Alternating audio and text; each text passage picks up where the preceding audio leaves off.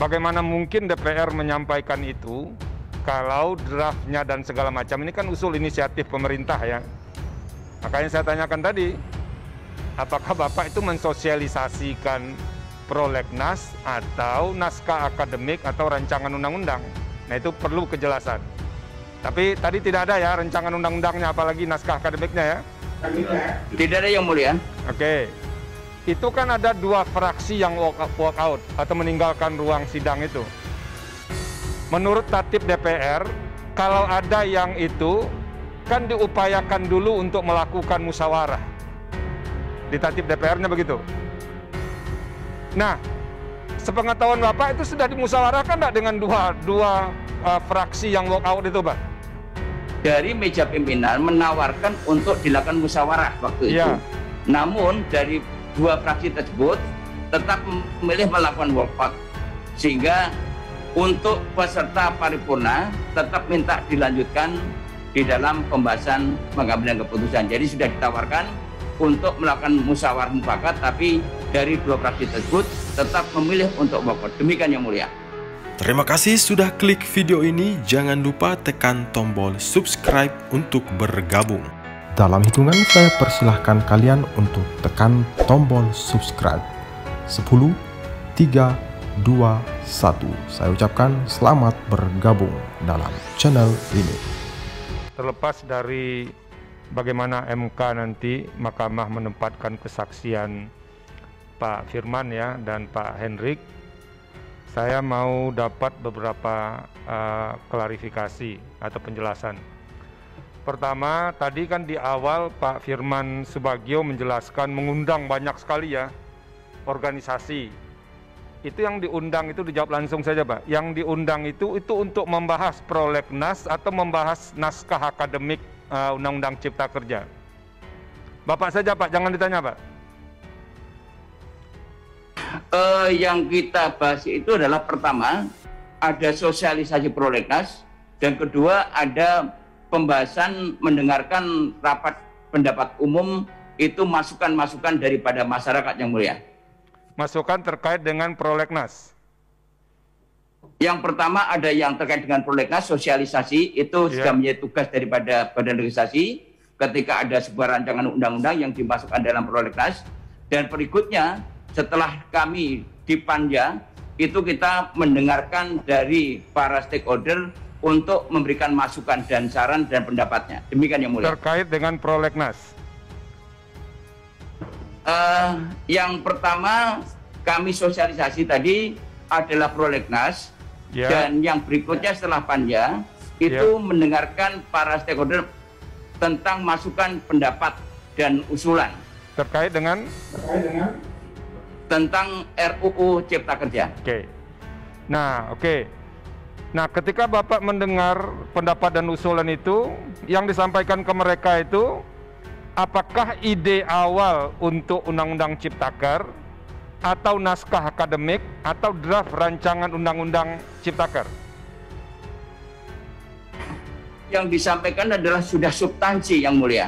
Jadi bukan lagi naskah akademis, bukan lagi yang lainnya, tapi mereka memberikan masukan-masukan sesuai dengan aspirasi dari organisasinya masing-masing, Yang Mulia. Enggak, pertanyaan saya, yang Bapak sampaikan ke organisasi itu, ide akan adanya Undang-Undang Ciptaker, yang dulu kan Cipta Lapangan Kerja ya, atau naskah akademiknya, atau draft rancangan undang-undangnya, itu kan berbeda semuanya. Baik, Yang Mulia, karena posisi kami adalah mendengarkan aspirasi usulan mereka, jadi kami tidak menyampaikan hal tersebut. Jadi kami hanya mendengarkan. Belum ada bahan yang disampaikan ke mereka ya, begitu ya? Iya, karena memang kami tidak menyampaikan itu, dan mereka itu datang untuk menyampaikan aspirasi kepentingan organisasi masing-masing. Iya, karena itu penting saya tanyakan, Pak. Bagaimana mungkin DPR menyampaikan itu kalau draftnya dan segala macam ini kan usul inisiatif pemerintah ya. Makanya saya tanyakan tadi, apakah Bapak itu mensosialisasikan prolegnas atau naskah akademik atau rancangan undang-undang? Nah itu perlu kejelasan. Tapi tadi tidak ada ya rancangan undang-undangnya, apalagi naskah akademiknya ya? Tidak ada, Yang Mulia. Oke, itu yang pertama. Yang kedua, yang perlu dapat penjelasan dari Bapak berdua adalah terkait dengan poin berikutnya. Ketika terjadi perbedaan pendapat ya untuk mencapai persetujuan bersama, itu kan ada dua fraksi yang walk out atau meninggalkan ruang sidang itu. Menurut tatib DPR, kalau ada yang itu kan diupayakan dulu untuk melakukan musyawarah. Di tatib DPR-nya begitu. Nah, sepengetahuan Bapak itu sudah dimusyawarahkan enggak dengan dua fraksi yang walk out itu, Pak? Udah ada musyawarah nggak? Baik, terima kasih Yang Mulia. Karena pada tahap pengambilan keputusan di tingkat 1, ya, dari dua fraksi tersebut ikut menyetujui, ya, terhadap rancangan undang-undang ini disahkan menjadi undang-undang. Ya. Namun di dalam proses politiknya ketika paripurna mereka berpendapat lain, sehingga ketika itu sudah akan diambil keputusan untuk melakukan musyawarah mufakat dan mereka tetap melakukan walkout, dan akhirnya forum secara menyeluruh meminta kepada pimpinan untuk melanjutkan pembahasan dalam paripurna untuk mengambil keputusan. Demikian Yang Mulia. Kalau saya tidak salah di tatib DPR itu, kalau ada yang berbeda pendapat lalu dilakukan rapat tertutup untuk melakukan musyawarah ya. Nah, pertanyaan saya, musyawarah itu ada atau tidak? Sebelum, tadi sebenar itu Bapak. Jadi orang walkout atau tidak itu tidak mempengaruhi. Tapi kan mekanisme internal itu dibawa dulu ke musyawarah, lalu kemudian kalau musyawarah tidak tercapai, baru proses itu bisa diterima secara formal. Ada enggak musyawarahnya? Terima kasih Yang Mulia. Seperti yang kami sampaikan, dari meja pimpinan menawarkan untuk dilakukan musyawarah waktu itu. Namun dari dua fraksi tersebut tetap memilih melakukan walkout, sehingga untuk peserta paripurna tetap minta dilanjutkan di dalam pembahasan pengambilan keputusan. Jadi sudah ditawarkan untuk melakukan musyawarah mufakat, tapi dari dua fraksi tersebut tetap memilih untuk walkout. Demikian Yang Mulia. Jadi sudah ditawarkan musyawarah mufakat, dua fraksi itu tidak mau menempuh jalur itu, tetap walkout itu. Benar Siap, begitu ya? Yang Mulia. Nah, ini nanti mungkin Pak Ketua, saya usulkan fraksi yang walkout kita undang saja untuk mendengarkan kejelasan sekitar walkout itu. Itu usul saya, nanti bisa kita bahas. Nah, yang ketiga, yang terakhir, Pak Firman. Kalau Bapak baca putusan Mahkamah Konstitusi 92 ya, tahun 2012,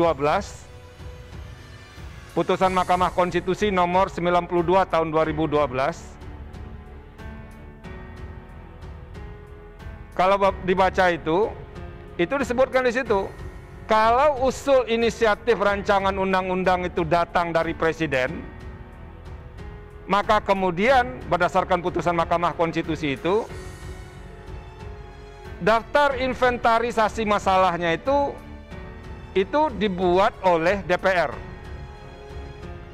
Nah, saya mau tanyakan, ketika pembahasan bersama kemarin itu, siapa saja yang bikin daftar inventarisasi masalah di DPR itu? Baik Yang Mulia, sebagaimana mekanisme di dalam pembahasan rancangan undang-undang, masing-masing fraksi selalu menyampaikan daftar inventarisasi masalah dari fraksi-fraksi yang ada di DPR.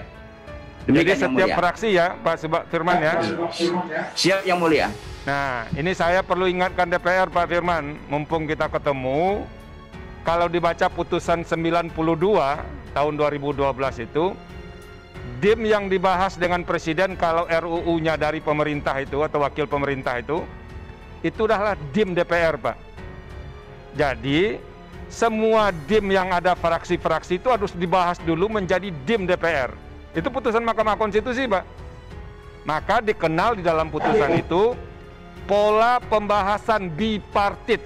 Kalau undang-undang itu menyangkut DPR dan Presiden, tidak melibatkan DPD. Kalau dia melibatkan DPD, itu dikenal dengan formula pembahasan tripartit. Nah, ini perlu diingatkan lagi, Pak, ini putusan Mahkamah Konstitusi. Nah, karena apa? Agar ketika pembahasan bersama itu, yang bicara itu atas nama institusi, Pak, bukan atas nama fraksi. Saya hanya mengingatkan aja, ini ada putusan Mahkamah Konstitusi soal ini. Nanti tolong nanti didiskusi, dibaca lagi. Putusan Mahkamah Konstitusi nomor 92 tahun 2012 yang mengatur bagaimana proses pembahasan rancangan undang-undang dengan persetujuan bersama rancangan undang-undang itu. Kalau itu diikuti, pembahasan akan jadi lebih sederhana, Pak. Nah, tidak seperti yang terjadi hari ini. Kalau pemerintah berpendapat, nanti ada fraksi A, fraksi B, fraksi C.